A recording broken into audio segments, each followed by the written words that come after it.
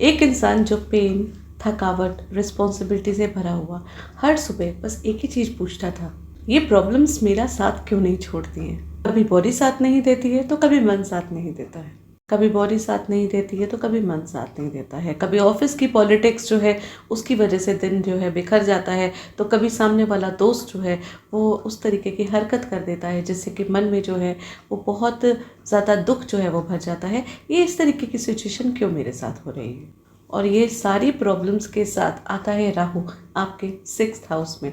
जी हाँ, वर्गो राशि वालों, आपका राहु 6th हाउस में आके यहाँ पे बैठ के वो बनाता है शत्रु हंता योग। जितनी भी लाइफ में प्रॉब्लम्स चल रही थी, जितने भी लोग जो हैं वो आपको परेशान कर रहे थे, हिडन एनिमीज थे, ऑफिस की पॉलिटिक्स थी, वो सब चीज़ें होने के बावजूद भी आप जो हैं इस समय जीत रहे हैं और हर चीज़ जो है वो आपके फेवर में होगी। स्पेशली जब राहु शतभिषा नक्षत्र में अपने फेवरेट नक्षत्र में आएगा और यहाँ पे जितना भी तकलीफ़ें आपके पास हुई थी वो सब चीज़ों की हीलिंग की शुरुआत जो है वो बस होनी शुरू हो जाएगी। जो पुराने दोस्त थे, जो पुराने लोग थे जिन्होंने आपको दुख दिया था, धीरे धीरे जो है ना आपको खुद महसूस होगा कि वो लोग अपने आप जो हैं वो ठीक होते जा रहे हैं आपके साथ, उनका बिहेवियर आपके संग सही होता जा रहा है और वो आपके संग नॉर्मल होते जा रहे हैं। वही व्यक्ति जो कि कल आपके साथ जो है वो बदतमीज़ी कर रहा था या वो आपकी इंसल्ट कर रहा था या शायद आपको इग्नोर कर रहा था, वही व्यक्ति आज आपसे मिलना चाहता है और शायद वो कहीं ना कहीं अंदर से गिल्टी है।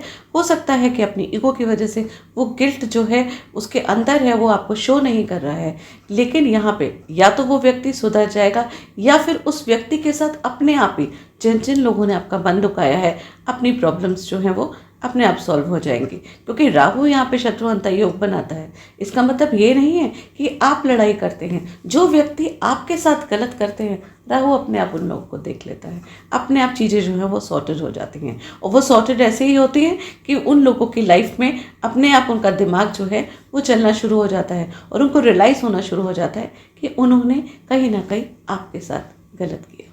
यहाँ पे देखिएगा आपकी लाइफ में डॉक्टर्स, हीलर्स, थेरेपिस्ट, ये सब लोग जो हैं वो जुड़ने शुरू हो जाएंगे। आपकी पुरानी जो भी प्रॉब्लम्स हैं वो सब चीज़ें हील होनी शुरू हो जाएंगी। अगर किसी भी तरीके की कोई बीमारी है, कोई प्रॉब्लम्स हैं आपकी, तो वो सरफेस में आएंगी और साथ में वो इस समय हील होंगी। वो सब चीज़ें जो हैं वो ठीक होनी शुरू हो जाएंगी। एक तरीके का कम्प्लीटली डिटॉक्सिफिकेशन का जो टाइम है वो राहु के शतभिषा नक्षत्र में आने के बाद आपका होगा।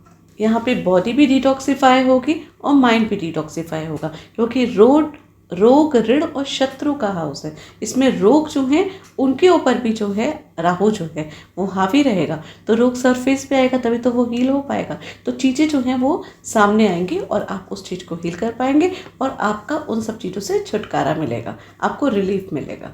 लेकिन राहु का डिपॉजिटर भी 7th हाउस में बैठा है, तो चीज़ें क्विक तो नहीं होंगी, धीरे धीरे होंगी, स्लोली होंगी, लेकिन चीज़ें जो हैं वो सॉर्टेड हो जाएंगी और चीज़ें जो हैं वो सॉल्व हो जाएंगी। और आप देखिएगा कि धीरे धीरे आपके अंदर कॉन्फिडेंस जो है वो काफ़ी इंक्रीज़ होना शुरू हो जाएगा। जो जो नुकसान आपने झेला होगा, जो जो नुकसान पास्ट टाइम में आपके पास हुए होगा, जिन लोगों ने आपके साथ नुकसान करा होगा, वो सब चीज़ें जो हैं वो कवर अप होनी शुरू हो जाएंगी। किसी भी तरीके की कोई मेंटल स्ट्रेस को आप डील कर रहे हो, कोई ट्रॉमा है, कोई डिसीज़ है, किसी भी तरीके की कोई प्रॉब्लम जो आप डील कर रहे हैं, वो सब प्रॉब्लम्स का अब हील होने का टाइम आ गया है। अब वो डिटॉक्सिफाई होने का टाइम आ गया है। अब वो सब चीज़ें जो हैं वो राहु संभाल लेगा, सारी की सारी चीज़ें यहाँ पे। जनरली वैसे भी राहु का 6th हाउस में बहुत ज़्यादा स्ट्रॉन्ग पोजीशन मानी जाती है और उसके पीछे रीज़न यही होता है कि राहु यहाँ पे 6th हाउस में आके आपके ये सारी चीज़ों को कहते हैं ना चुन चुन के, ये जो रोग हैं, ऋण हैं और शत्रु हैं जो है, इन लोग को चुन चुन के उठा के निकाल देता है आपकी लाइफ से। यहाँ पे आपके कंपटीटर्स भी बढ़ेंगे और अगर आप कंपटीशन में बैठते हैं तो आपकी जीत भी होगी। एग्ज़ाम्स के लिए, किसी कंपटीशन एग्ज़ाम में बैठने के लिए, कोई इंटरव्यू देने के लिए ये जो है वो दी बेस्ट टाइम होगा और यहाँ आपको राहु जो है वो बहुत ज़्यादा मदद करेगा और आपकी लाइफ में ना डिसिप्लिन भी लेकर आएगा, क्योंकि डिसिप्लिन आप रहेंगे तो ऑटोमेटिकली जो है राहु आपको साथ साथ इसमें हेल्प भी करता रहेगा। क्योंकि ध्यान रखिएगा राहु का डिपोजिटर सैटर्न जो है वो आपके 7th हाउस में बैठा हुआ है, तो 7th हाउस में जब सैटर्न बैठा है और राहु आपके 6ठे भाव में बैठा हुआ है, तो आपको किसी से भी फाइट करने की समय रिक्वायरमेंट नहीं है, आपको सिर्फ जीतने की ज़रूरत है। आप ये सोच सोच लीजिए कि आप कुछ भी हो, कैसी भी सिचुएशन हो, आपको जीतना ही है और आप इस समय जीतेंगे। यहाँ पे ये दोनों प्लैनेट जो है ना वो आपको जीतने में हेल्प करेंगे। आपके जो पार्टनर्स हैं, आपके जो कंपेटिटर्स हैं, वो आपका कुछ भी नहीं बिगाड़ पाएंगे इस समय। आप खुद देखेंगे अपने आप, अपनी ग्रोथ देखेंगे, आप इंटरनल और एक्सटर्नल दोनों ग्रोथ देखेंगे इस समय।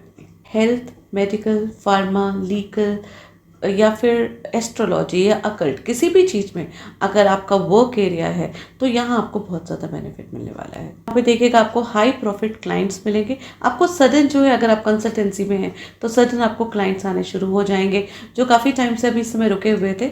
उन सब चीज़ों का आपको बेनिफिट होना शुरू हो जाएगा। आपका वर्क एरिया एक तरीके से बहुत ज़्यादा चमकेगा। जो डेली डिसिप्लिन है उसको मेंटेन करना आपको बहुत ज़्यादा ज़रूरी है। यहाँ पे राहु बैठ के आपको प्रमोशन भी देगा, रिकॉग्निशन भी देगा और कंपटीशन में आप आगे भी बढ़ेंगे। यहाँ पे मैं आपको एक बात ज़रूर बोलूँगी कि यहाँ पे ना आपको जो भी, जिन लोगों ने भी आपके साथ कुछ भी गलत किया हो, कोई भी कंपटीटर हो या कोई दुश्मन हो या कोई भी बैक बाइटिंग करने वाले लोग हों, तो एक बस चीज़ को सोचिएगा, एक छोटा सा मंत्र जो है वो दिमाग में रखिएगा।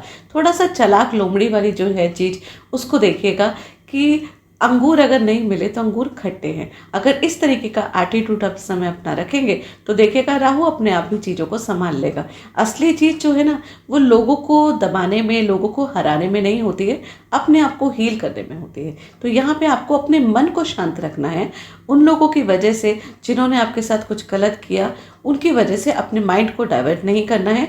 राहु और शनि दोनों संभाल लेंगे। ये टाइम है आपके प्रोग्रेस का, आपके प्रमोशन का, आपको आगे बढ़ना है। तो बस अपने आप को, अपने मन को शांत करिए और आगे बढ़िए। तो ये टाइम जो है वो काफ़ी पॉजिटिव आपके लिए निकल के आएगा, क्योंकि यहाँ पे जितनी भी प्रॉब्लम्स आपकी लाइफ में आएगी ना, उन सब चीज़ों से आप निकल जाएंगे। सारी प्रॉब्लम्स आपके सामने आती जाएंगे और बड़े आराम से राहु और शनि जैसे आपको उठाएंगे और उनको आपको साइड में करते जाएंगे। इससे जब वो साइड में कर ही रहे हैं तो आपको चिंता करने की ज़रूरत ही है। रेमेडीज़ के लिए एक जो राहु का टाइम है 23 नवंबर से 2 अगस्त तक, इस टाइम जो ज़्यादा पॉजिटिव चीज़ वो ये है कि जुपिटर जो है उसकी शुभ दृष्टि भी राहु पे पड़ रही है और जुपिटर भी पुनर्वासु नक्षत्र में है। शनि देव भी इस टाइम के दौरान जो है वो अपने उत्तर भाद्रपदा नक्षत्र में आएंगे और इसी बीच में एक टाइम ऐसा भी आएगा जब केतु जो है वो मघा नक्षत्र में, मतलब अपने नक्षत्र में आएगा। तो इस टाइम जो है ना ये सारे प्लैनेट्स अपनी प्योरिटी से जो है वो रिजल्ट आपकी कुंडली में देंगे। तो ऐसे टाइम में 2 चीज़ें हैं जो सब लोगों को कर लेनी चाहिए। कि मैं सारी राशियों, सारी असेंडेंट के लिए ये बोलती हूँ कि एक तो दुर्गा सप्तशी का पाठ सब परिवार जो है वो मिलके करिए। उससे राहु की पॉजिटिविटी आपको और ज़्यादा मिलेगी और जितनी भी नेगेटिव चीज़ है वो जो है वो ख़त्म होती जाएगी। दूसरी चीज़, सत्यनारायण की कथा जो है वो परिवार के साथ बैठ के कर लीजिए और प्रसाद डिस्ट्रीब्यूट करिए। और राहु को कि शतभिषा नक्षत्र में है, तो शतभिषा नक्षत्र की देवता वरुण देवता हैं और इनका वरुण देवता जो है वो वाटर से रिलेटेड हैं। तो यहाँ पे पानी का दान आपको ज़रूर करना चाहिए और उसके साथ साथ कदम के पेड़ से भी शतभिषा नक्षत्र जुड़ा हुआ है। तो कदम के पेड़ की छोटी सी टहनी को पूरा कवर कर लीजिए एक रेड कलर की मौली से या रेड कलर के कपड़े से और उसको अपने वर्क प्लेस में रखिए। तो ये रखने से भी काफ़ी आपको बेनिफिट मिलेगा। ध्यान रखिएगा 6th हाउस का राहु बहुत ज़्यादा बेनिफिट देता है। ये आपको ना कंपटीशन में उतारता है, आपको कंपटीटर बनाता है, लेकिन आपको ना ज़्यादा भागने की या ज़्यादा चीज़ों के पीछे दौड़ने की ज़रूरत नहीं है। आप अपने एरियाज़ का काम करिए और पीछे जो भी होगा वो राहु और शनि जो है वो दोनों संभाल लेंगे। और यहाँ पे अपनी हीलिंग पे, अपने इंटरनल हीलिंग पे और एक्सटर्नल हीलिंग पे ज़्यादा ध्यान दीजिए।